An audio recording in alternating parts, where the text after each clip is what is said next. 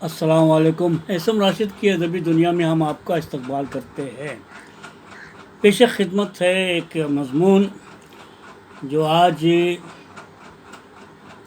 अखबार मशरिक़ में छपी है, जिसके मुसन्निफ़ हैं अबू ज़र हाशमी। गुज़िश्ता से पेवस्ता। उन्वान है अर्ज़ बंगाला में उर्दू तनकीद, कुछ बुनियादी बातें। आपके सामने पेश कर रहा हूँ पहली किस्त, क्योंकि मज़मून ज़रा तवील है, इसलिए एक सांस में पढ़ना मेरे लिए मुमकिन नहीं। तो दोस्तों, आपके लिए हाजिर है।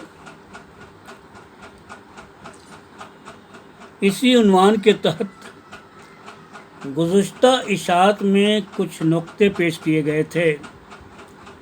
किसी ख़त्ते अर्ज़ में तनकीद के कायम होने के लिए चंद लाज़मी ख़ुसूसियात पर गुफ्तगू थी।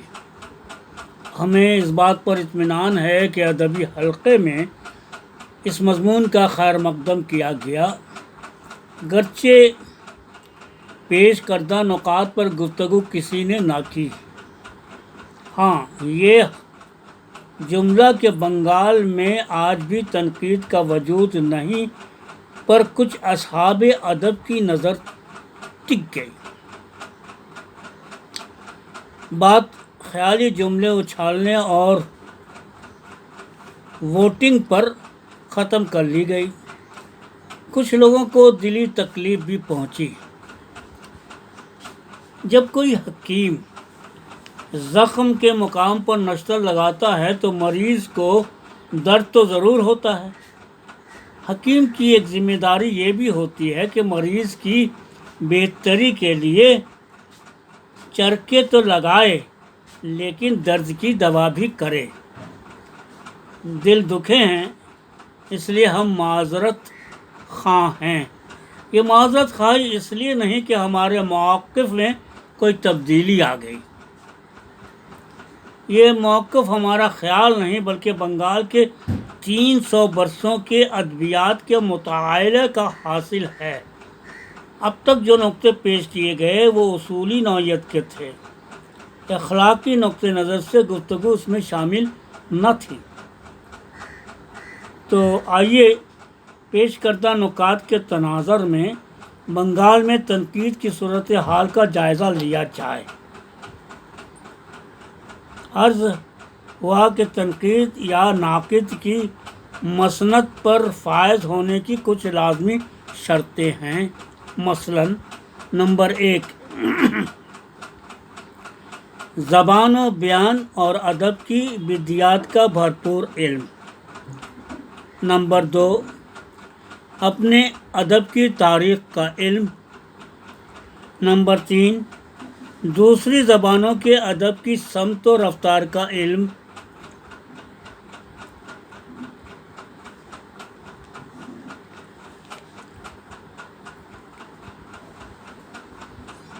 नंबर 4, उन उलूम का तवातिर और तंजीम के साथ इस्तेमाल, और इस तरह इस्तेमाल कि लिखने वाले का अपना ज़ाविये नज़र सामने आता हो और उसके नतीजे में अदब की तफ़हीम व ताबीर का कोई नया दर वाह होता हो। इसके अलावा फ़लसफ़ा व नफ्सियात और दीगर नज़रियात से वाक़फ़ियत इज़ाफ़ी ज़रूरत है। चूँकि दिलदारी मक़सूद है, इसे तनकीद के उन लाज़मी औसाफ़ से सरफ़ नज़र करते हुए ये फ़र्ज़ किए लेते हैं कि बंगाल में तनकीद का वजूद है, मगर उस मफ़रूज़े के नतीजे में बड़े सवालात उठते नज़र आते हैं। होना हरगिज़ ना होना नहीं होता। अगर कोई शय है तो वह अपनी कुछ ख़ुसूसियात भी ज़रूर रखती है। ये ख़ुसूसियात उसके वजूद का जौहर होंगी। मसलन हम ये कहें कि आदमी, तो हम इससे सांस लेता हुआ गोश पोश का आदमी समझेंगे, न कि दुकानों के शो केसों में सजा आदमी। پلاسٹک کا بنا یہ آدمی نما تو آدمی نہیں، نمائش اور سیل کی رفتار کو بڑھانے کے لیے بنایا جانے والا ڈمی ہے۔ ادنا عقل رکھنے والا شخص بھی اس ڈمی کو آدمی نہیں کر سکتا۔ تنقید کے نام پر لکھی جانے والی تحریریں اگر تنقید کی خصوصیات نہیں رکھتی تو وہ تنقید کی ڈمی ہوں گی۔ ہم تنقید کی خصوصیات کے بغیر ان تحریروں کو کیوں تنقید مان لیں؟ ہمیں تنقید کی ماہیت، اس کے مقصد اور اس کی شناخت کے سوالوں سے گزرنا تو پڑے گا۔ کیا گزشتہ 50-60 برسوں میں کوئی ایسی کتاب، کوئی ایسی تحریر سامنے آئی جس میں بنگال کی تہذیبی اور ثقافتی ورثے کی شناخت کی کاوش کی گئی ہو؟ کیا افراد و اشخاص کے تذکرے اور تعارف پیش کرنے والی کتابیں بھی تنقیدی کتابیں؟ اگر وہ تنقید ہے تو اس نے ادبیات کے مطالعے کے بعد کسی قدر کی دریافت بھی کی ہوگی۔ وہ قدر کیا ہے؟ ادب فکر و نظر کو جمال کا پیکر عطا کیا کرتا ہے۔ تنقید اس میں جمال اور احساس جمال کی مختلف پہلو تلاش کرتی اور اسے اجالتی ہے۔ بنگال میں تنقید نے اس جمال کی شناخت کس طرح کی اور اس کے آگے کیا نتائج سامنے آئے؟ تجزیے کا طریقہ کار کیا رہا؟ کیا یہاں تنقید نے اردو ادب کی قدر کے تعین کی ذمہ داری قبول کی، یا پھر یہ کہ بنگال کی ادبیات کی قدر و قیمت کا تعین کیا؟ اگر کیا ہے تو اس نے بنگال کے ادب کے مخصوص مزاج کا پتہ بھی لگایا ہوگا۔ اب آئیے ذرا بنگال میں تنقید کی شعور کی گفتگو بھی کر لی جائے۔ یہ ایک واقعہ ہے، اردو ادب کو ناقد کی اصطلاح پہلی بار بنگال کے ایک شاعر نے ہی دی۔ نہ صرف اصطلاح دی بلکہ اس کے خط و خال بھی متعین کر دیے۔ اس پر خود بنگال والوں کی بھی نظر نہ رہی تو دوسرے خطے کے ادیب کو اس کی فکر کیوں ہوتی؟ تپش 18ویں صدی کے شاعر ہیں، تھے تو دہلی کے، لیکن عرض بنگالہ کو مسکن بنا لیا۔ انہوں نے اپنی ناقدری کی شکایت کرتے ہوئے کہا، گو تم کو تپش کی قدر نہیں، نقاد پرکھتے ہیں لیکن اس آہ شرر افشاں سے وہ جو کچھ لال اگلتے ہیں۔ دیکھیے کہ اپنی شاعری کے معدن کو آہ شرر افشاں اور اس سے نکلنے والی شے کو لال قرار دیا۔ آہ شرر افشاں کے لال کو نقاد ہی پرکھ سکتے اور اس کی قدر کر سکتے ہیں۔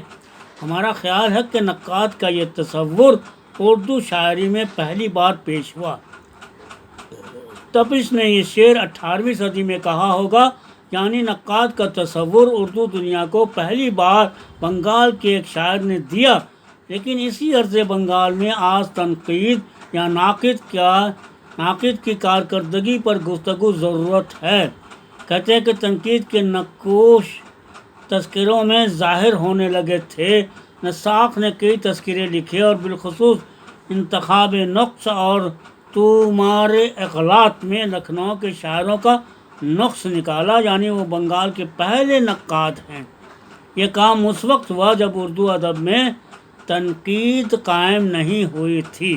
نساخ کی اکثر کتابوں کے سروقت کی پیشانی پر لکھا ہوتا تھا، الانسان مرکب من خطأ و نسیان، یعنی غلطیاں آپ سے، دہلے لکھنؤ سے بھی ہوتی ہیں اور ہم سے بھی۔ اہل لکھنؤ کو لسانی اعتبار سے کوئی فوقیت حاصل نہیں، یہ سارا معاملہ لسانی شناخت کی آرزو مندی کا تھا۔ نساخ کے رسالے حالی کے مقدمے سے بہت پہلے آئے۔ بنگال کے ناقدین جب ان پر قلم اٹھاتے ہیں تو نساخ کو نہ صرف اول نقاد قرار دیتے ہیں بلکہ سوانح نگار، خاکہ نگار اور پوسٹاز نگار اور نہ جانے کیا کیا نگار بنا کر پیش کیا کرتے ہیں۔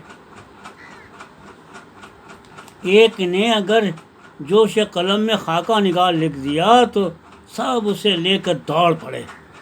نساق کی شاعری کی پرتیں کھولنے، ان کا تجزیہ کرنے کا چونکہ قلم کا یارہ نہیں، اس لیے وہ دعووں میں کھو رہنا پسند کرتی ہے۔ نساق کا تنقیدی شعور گہرا تھا، اس میں وقت کے مروجہ طریقے کی مناسبت سے ظرف نگاہی شامل تھی، لیکن ہم ان کو ناقد اس لیے نہیں کہہ سکتے کہ آج تنقید کی اصطلاح جن وسیع معنوں میں استعمال کی جاتی ہے اس کا اطلاق نساق کی تحریروں پر نہیں ہوتا اور نہ ہونا چاہیے۔ اگر نساق کی تحریریں تنقید ہیں تو آب حیات کو تذکرہ کیوں کہا جائے؟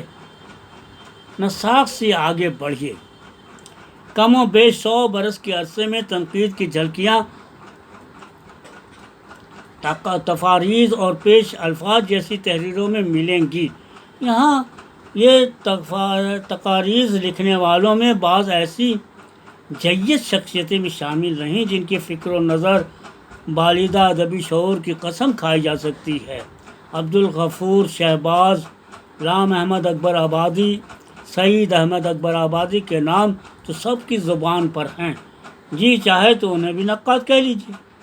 یہ تو وہ حضرات ہیں جن کے ناموں پر آج بھی ہر طرح کی دستار زیب دے گی، تاہم انہیں بھی ناقد نہیں کہا جانا چاہیے۔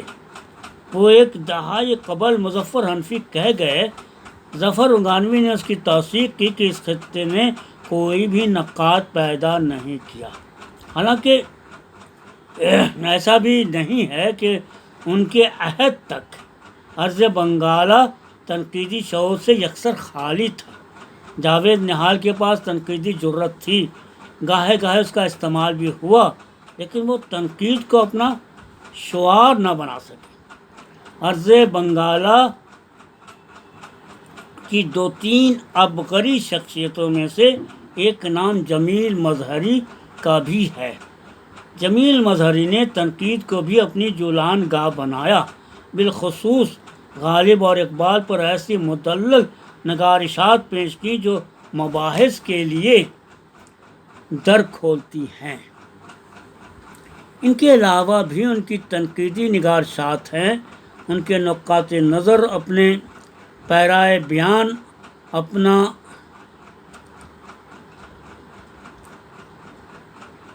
ان وقی کاوشوں کے باوجود انہیں نقاد کے منصب پر فائز نہیں کیا جا سکتا کہ انہوں نے بھی اپنے تنقیدی ہنر کا استعمال تواتر کے ساتھ نہیں کیا۔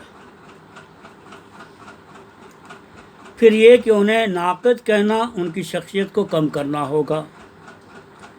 بعض دوستوں نے اس طرف توجہ دلائی کہ مولانا معصومی کی تحریروں کی موجودگی میں یہ کہنا کہ بنگال میں تنقید کا وجود نہیں ایک عجیب سی بات ہے۔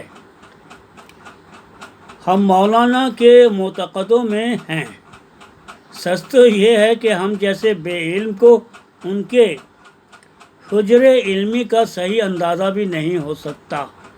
فکر و خیال، اس کے احاطے کے لیے استعمال کیے جانے والے الفاظ جب کبھی حقیقت کی ماہیت کو چھونے لگیں تو ان تحریروں سے ایک نوع کی خوشبو آتی ہے۔ یہ وہ منتہا ہے جہاں فلسفہ، نفسیات، مذہب، ادب اور دیگر نظریات ایک دوسرے سے گلے ملتے ہیں۔ مولانا وہ قلمکار تھے جن کی تحریروں میں یہ اوصاف بدرجہ اتم موجود ہیں۔ ان کی تحریروں سے تحقیق کی صداقت کی، ادب کے وقار کی خوشبو آتی ہے، لیکن مولانا کی فکر و نظر کئی جہانوں کی اسیر تھی۔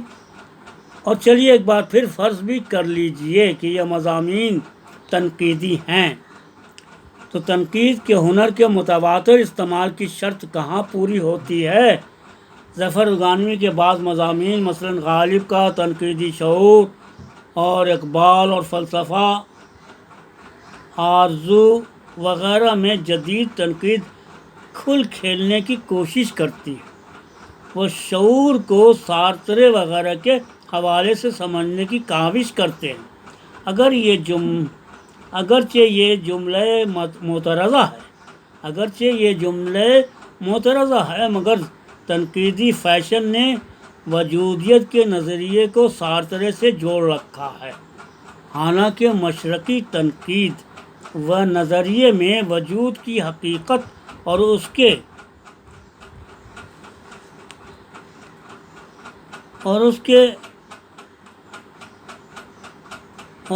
کنہا کی پہچان کی عمل ثریا کو چھوتا رہا ہے۔ وجود یا حقیقت کے ادراک کے بغیر ادب نہیں ہوتا اور کچھ بھی ہو سکتا ہے۔ معروف نقاد محمد حسن عسکری کا کہنا ہے کہ فلسفہ طے شدہ ذہن کے ساتھ پڑھنا چاہیے، ذہن بنانے کے لیے نہیں۔ فلسفے میں انتشار ہے۔ اگر ذہن بنانے کے لیے فلسفہ پڑھا گیا تو فلسفہ بذات خود مقصود بن جائے گا، جبکہ تنقید بلکہ ادب میں بھی فلسفہ اور نفسیات کے نقطے اعلیٰ کے طور پر استعمال ہونے چاہیے۔ ظفر گانوی اگرچہ جدید تنقیدی اصطلاح کا سہارا لیتے ہیں، لیکن دو چار تنقیدی مضامین کے بنا پر انہیں ناقد قرار نہیں دے سکتے۔ انیس رفیع نے تواتر کے ساتھ بہت سے تنقیدی مضامین غیر تنقیدی اسلوب میں لکھے، اطلاقی تنقید کے نمونے پیش کیے۔ یہ ایک تخلیقی فنکار کے تنقیدی شعور کا اظہار ہے۔ مضامین قابل قدر ہیں مگر انہیں بھی ناقد کیوں کہیں؟ تراوی سے قلم اپنے جوہر دکھاتی ہے۔ ایم علی نے بھی دو ایک فکری مضامین پیش کیے، لیکن ترجمہ اور ترجمہ نگاری بطور خاص ان کی رزم رہی، اس لیے انہیں بھی خالص نقاد کے زمرے میں نہیں رکھا جا سکتا۔ تو دوستو، ابھی آپ اخبار مشرق میں آج کے